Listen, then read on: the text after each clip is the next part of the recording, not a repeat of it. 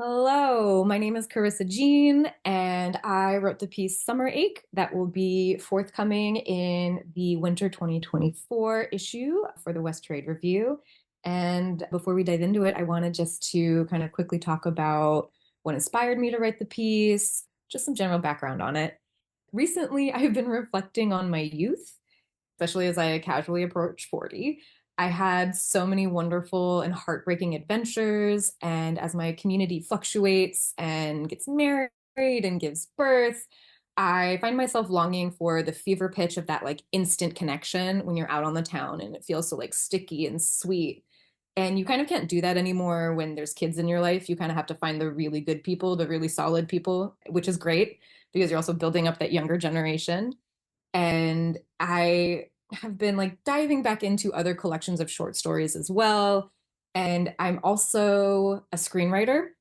So I love how other authors play with language and space on the page. And then in screenwriting, having a huge block of text is absolutely not okay. They tell you to never do that.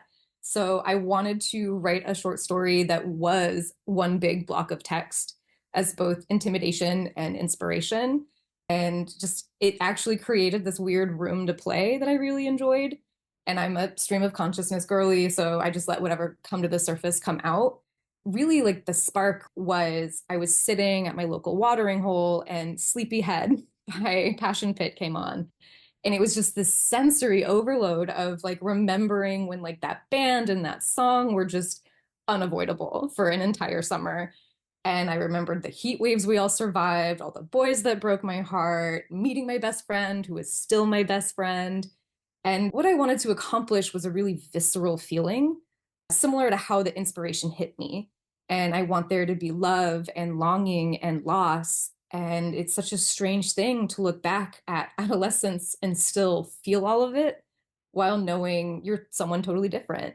And to have friends and siblings in my life with kids, I'm just an auntie, but having that in your community, it really just helps you focus. And you just know one day that those kiddos are going to crawl out away from us and into the real world, and they're going to have their hearts broken. They're going to make mistakes and they're going to go on adventures. And it's all going to happen to them just like it happened to us. And it's that feeling that I really wanted to poke at with this piece. Here we go with Summerache. We remember summers where Passion Pit was blaring from sticky speakers. Everything slick with sweat because none of us had access to air conditioning. Thighs tacky with last night's leftover saliva, we piled onto bikes, into cars, inside houses. Bodies swaying and licking and salty. The future is calling. Our phones fill up with messages from aunts and fathers and mothers who remind us we are lucky to be alive. We try to save these voices for eternity by begging underpaid workers to please keep them safe, because for now we're all rosy cheeks and noses nubbing into armpits. Dog food breath but still kissing. Waking up at midnight to meet someone. Keys and wallets and credit cards rolling underneath vinyl-topped bar stools and disappearing into a night we only know for now. They still treat you like an adult even when you're not, so we learn to lie with split tongues and never look authority in the eye. Red and blue pulsing lights match the beat of the song, the club, the violence. We let summer juices drip down our chins and slip stone fruit before it's in season because we want to swallow the sun and believe it to be possible.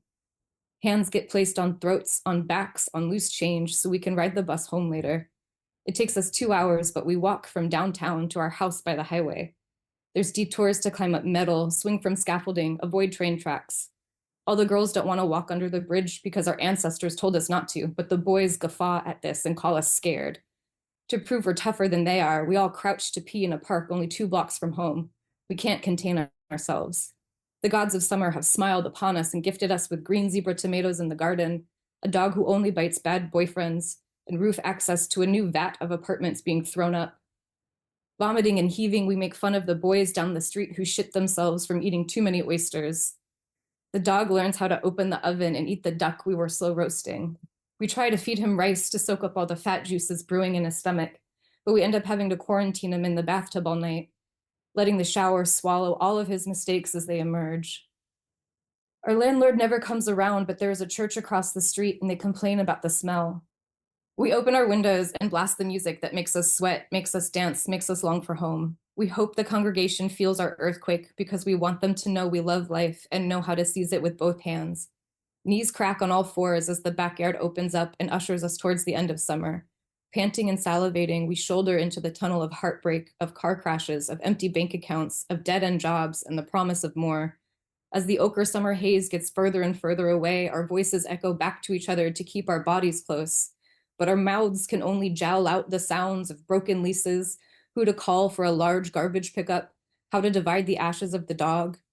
Tangy like licking metal, we feel our skin shedding and tacky. To be birthed at the other end means we become our mother, with white sneakers and frilled socks, smiles and perfectly crisp linens. We are happy, we say. Don't, says the mother we've become. Palms cracked and body tired, none of us have time to exist to each other anymore. Forgotten like the flavor of your favorite song. Crushes no longer settle in the bottom of your stomach. Instead, we give birth and pass the screaming child around until we decide she is spoiled, waiting for the day she will wander out of the gated front yard and into the dirty spaces of summer.